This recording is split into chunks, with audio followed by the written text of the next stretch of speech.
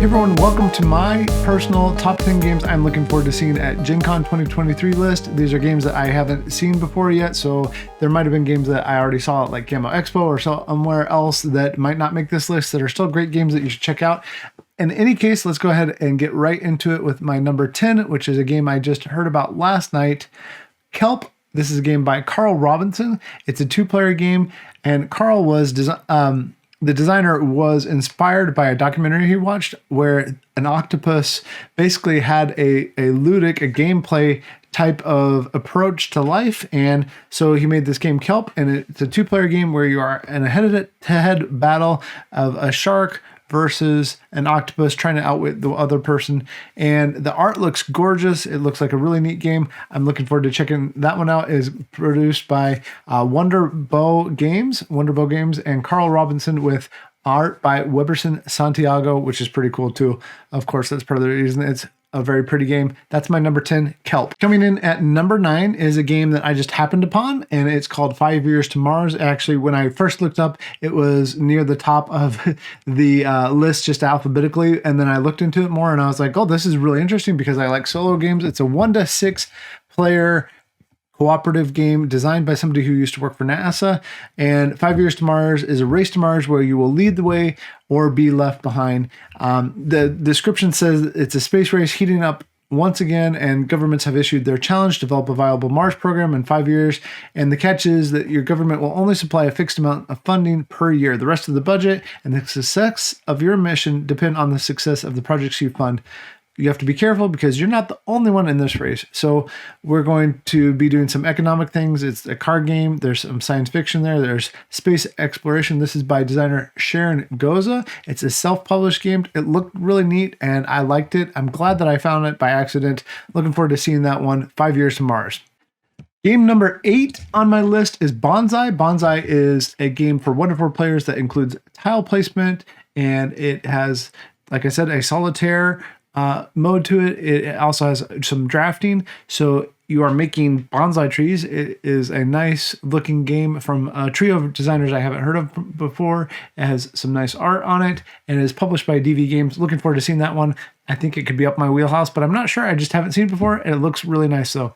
Number 7 is a game I've seen a little bit from before, and that is Mistwind. Mistwind is a game from First Fish Games. Mistwind is a 1 to 5 player game designed by Adrian Adamescu and Daryl Andrews with art by Gordon Oscar, again published by First Fish Games. It has worker placement and pick up and deliver. There's networks and route building, all that good stuff that I like in a pick up and deliver game. And there's area movement and hand management, all that. The art looks great. The board looks great. It looks like my kind of game. I've been into playing pick up and deliver games lately, so Mistwind looks like it's right up my alley.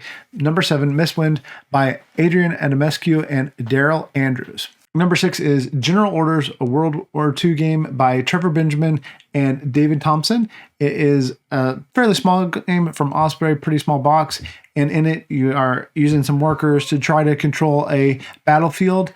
I got to see the game real quick, but I didn't get to play it or ask questions about it. I probably should have, but I'm really looking forward to picking it up because I've liked everything that Trevor and David have done lately. Looking forward to picking up General Orders, World War II from Osprey, number 6. Number 5 on my list is Spellbook, which is a Phil Walker Harding design game. It is being published by Space Cowboys, and it is with art by Cyril Burton. In any case, it is a typical Philip Walker Harding game where there's some set collection, and you can also play the game as a solo game. So I don't have to know too much about it that I know that I want to at least check it out and try to play it, maybe get in like a short demo, 10, 15 minute demo. If it's anything like what I expect it to be, then I know that I will like it. So Spellbook by Phil Walker Harding and published by Space Cowboys is my number 5. Number 4 is Race to the Raft. It is another designed by Frank West and placed in the same universe as his Isle of Cats games. In this game, you're playing the role of disoriented cats who are trying to avoid fire and get back via a safe path to where you need to go. I know that there's different scenarios in the game.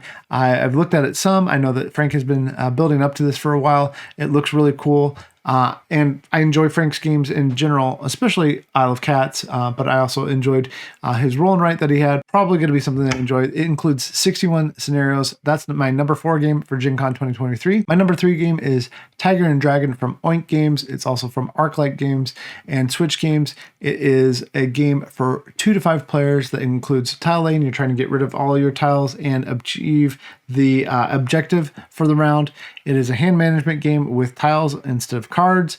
It is pretty. It is an Oink game. It's going to be at a higher price point than some of the other Oink games, so that tells me that it's probably in that larger box that Oink has sometimes, but I'm going to try to get over there and get one copy. I think these are going to go fast. Because it's Oink and a lot of people like Oink just like I do. I'm looking forward to it. I think it's going to be a lot of fun. I think this one's going to go fast because people are going to like the price point. I think it's selling for $40, but in any case, Oink games are popular. They're usually a lot of fun and they're easy to take with you and share with others. Plus 2 to 5 players. That's a great player count for a game like this. Looking forward to Tiger and Dragon from Oink Games. I'm going to break one of my rules here. I actually have already covered Sky Team, not really in a video too much, although I did cover it at Gamma Expo, and I got to play it. So, okay, I'm breaking all the rules here, but it's still my number 2 game that is my personal most anticipated game because it's a 2-player game where you are cooperatively trying to land a plane. This game, 2-player cooperative, quick lunchtime game, 20-25 minutes tops, where we're working together and we can do something fun. That sounds great. I already know I like it. Number 2, Sky Team from Scorpion Mask. My number 1 game for Gen Con 2023 is 3 Ring Circus from Devere. It is a Euro game where you are a late 19th century circus director touring the United States and trying to get the best artists, performers, so forth to your circus while you visit various towns, including Cincinnati, which I love to see. And that's cool. The art looks fun for it. I like it. I like the look of the game. I like how it looks like it plays. It doesn't look like it's too heavy. It looks like a medium, slightly heavy, but not too heavy at all. Euro game.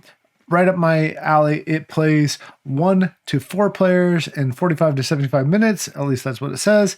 It says it has a medium complexity.